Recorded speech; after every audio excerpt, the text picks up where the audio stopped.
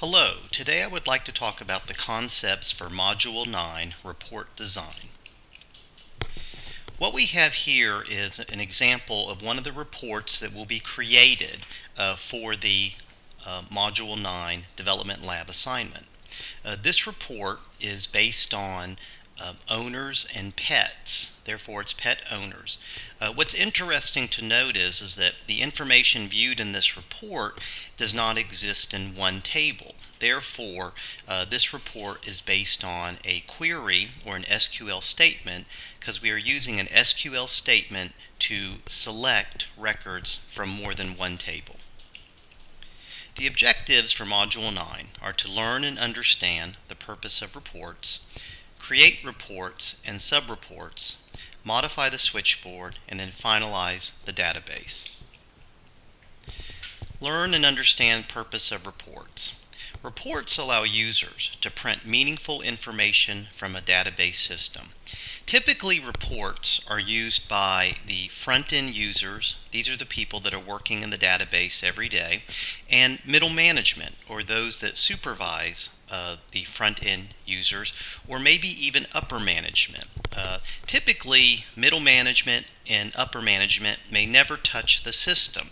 However, they need information from the system to make meaningful business decisions, and it's often comes to them in the form of a report. It's also good to note that this is another reason why our front-end users or data entry specialists need to be accurate when entering information in the system. If junk goes in the system, junk comes out of the system. Reports are an efficient way to view records from different entities in the database. Just as in the example I showed earlier, we got to see information from the pets table and the owners table. It is also important to note that you may remember that those two tables are related. They have a relationship.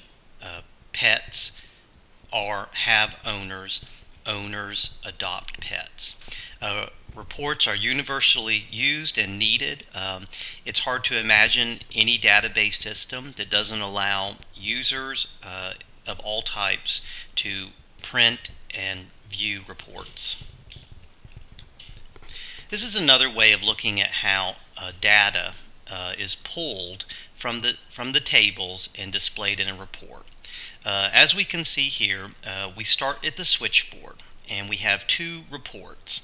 The first report, Customer Pets, is based on the query Customer and Pets, and these queries, of course, were created in modules 6 and 7.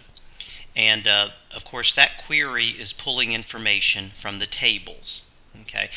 Typically, most reports are pulled from a query or an SQL statement. Okay. The second report is actually two reports. It's the Pet Service History Report, which is based on the query pets, and then inside that report is a sub-report, Service History, which is based on the query Service History, and as we can see, those two queries are coming from the tables. I'd like to point out too that the symbol we have at the bottom, the cylinder, the one that reads data and tables, the cylinder is the universal symbol for a database. It's also important to note that when you speak to some database developers, they typically consider the tables and the table definitions, which includes the relationships, as the database. Sometimes they would not consider the forms or even the queries or the switchboard part of the database. So when we create reports and subreports, the steps for creating reports, I regret that I have forms here, but obviously I mean reports, in a database application may be different. In this class, students are going to learn how to create reports using Microsoft Access 2007 or 2010. If you were working and you might be using an Oracle system or a DB2 system, the steps for creating the reports are going to be different, but what's important in this class is that you understand the significance of reports and how reports come from. So if your supervisor or a coworker or colleague asked you to create a report that's going to pull information, one of the first things that you would know is that, well, the report is going to come from a table, an entity in the system, and it's likely that I'll base the report on a query. Subreports may be based on an associate entity, a table or a query, but usually represent a one-to-many relationship. If we go back and look at the subreport for the service history, if you may recall in our case study, pets have services. The dragons need fire-breathing treatment. One of the pets may need a bath. So that's the relationship. Pets have services. A service must have one pet.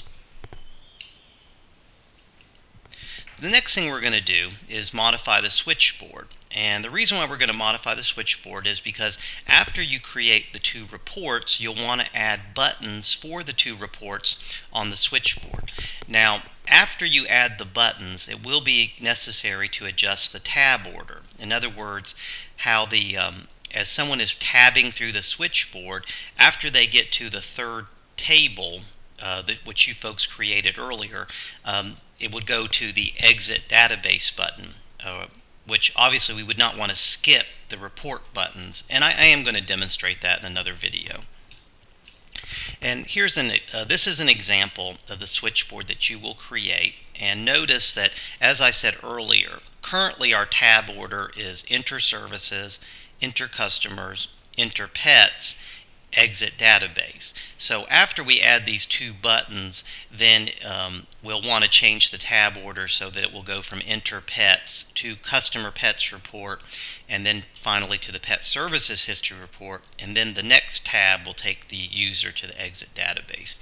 I also would like to point out that the forms and the switchboard and the reports that we create in DBA 110 are very simple.